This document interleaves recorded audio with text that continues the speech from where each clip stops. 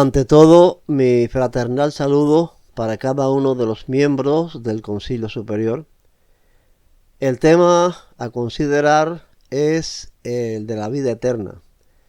Uno de los subtítulos que me parece debe ser comentado es el siguiente: creemos en la gloria o vida eterna para los fieles que creyeron en Cristo. Quisiera llamar mi atención al hecho de que en este subtítulo están expresadas las dos condiciones requeridas para la salvación. Claro está, entendida esta como la vida eterna. Las dos condiciones pudieran parecer contradictorias, sin embargo, en la práctica no es así. Las dos condiciones son: primero, la salvación por gracia mediante la fe en Jesús, sin las obras de la ley. Y segunda, las obras de la ley como elemento necesario para la salvación. Decía que no son contradictorias estas condiciones en la práctica, por dos razones. La primera es que nadie puede esperar alcanzar la salvación por guardar la ley. ¿Por qué? Por cuanto para alcanzarla así, o sea, guardando la ley, se requiere que el creyente cumpla con toda la ley todo el tiempo. La Biblia nos enseña claramente que Dios exige el perfecto cumplimiento de su ley.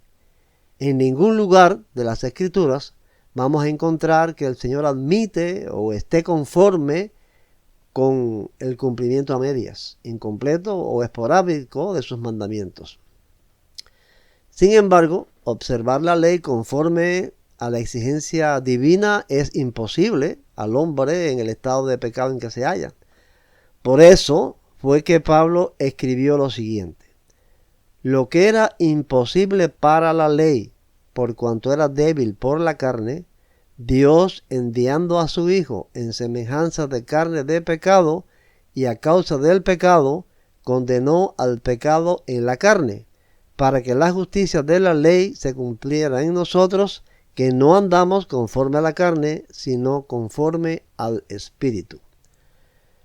La segunda razón es que nadie puede esperar alcanzar la salvación bajo un estado de pecado por estar violando la ley de Dios. La gracia no es una licencia para pecar, sino el remedio para el pecado. El creyente debe hacer esfuerzos permanentes para observar los mandamientos de Dios, pero nunca podrá guardarlos perfectamente como Dios lo exige. Ahí está entonces la gracia para perdonarlo cuando viola la ley de Dios y recurre a Él, a Dios, en arrepentimiento y fe. Por eso fue que Juan escribió lo siguiente: hijitos míos, estas cosas os escribo para que no pequéis. Pero si alguno ha pecado, abogado tenemos para con el Padre, a Jesucristo el justo. Él es la propiciación por nuestros pecados, y no solamente por los nuestros, sino también por los de todo el mundo.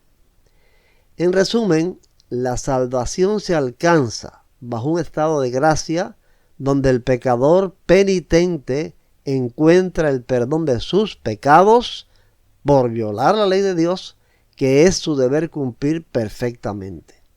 Entonces repito lo anterior: la gracia no es una licencia para pecar, sino el remedio para el pecado como transgresión de la ley de Dios.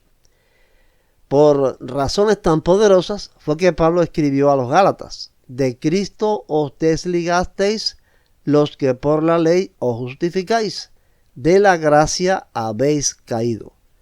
¿Cómo puede un hombre pretender justificarse o salvarse guardando la ley si no la puede guardar como Dios lo exige?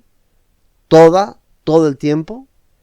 Obligatoriamente, si quiere salvarse, tiene que recurrir a la gracia de Dios por la fe en Cristo, quien nos justifica con su justicia, por cuanto Él sí guardó toda la ley todo el tiempo.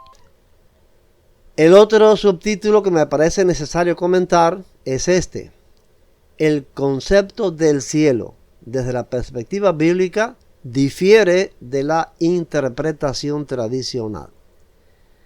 Se trata aquí el asunto de la morada de los salvados como un lugar específico en el espacio-tiempo, en el llamado cielo. O sea, vimos necesario explicar qué es el cielo de la vida eterna en el contexto bíblico. También resultó obvia la necesidad de incluir la explicación del proceso por medio del cual los salvados llegarán a ese lugar. O sea, cómo llegarán los salvados a ese lugar en el espacio para vivir eternamente.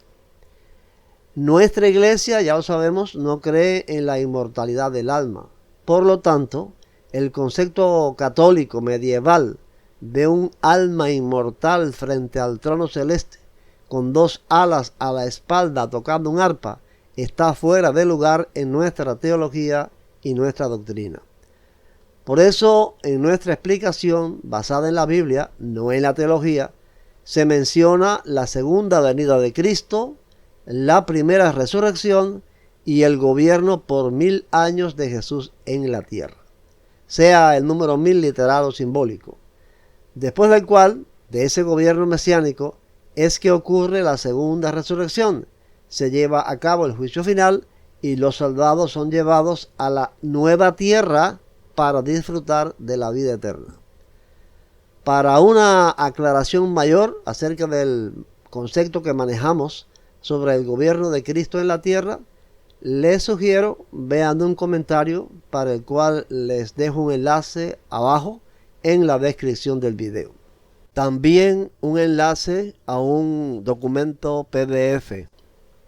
Fue un placer estar una vez más con el concilio en esta transmisión, así que esperamos en la reunión pues aclarar más estos puntos. El Señor les bendiga y les ayude, es mi deseo.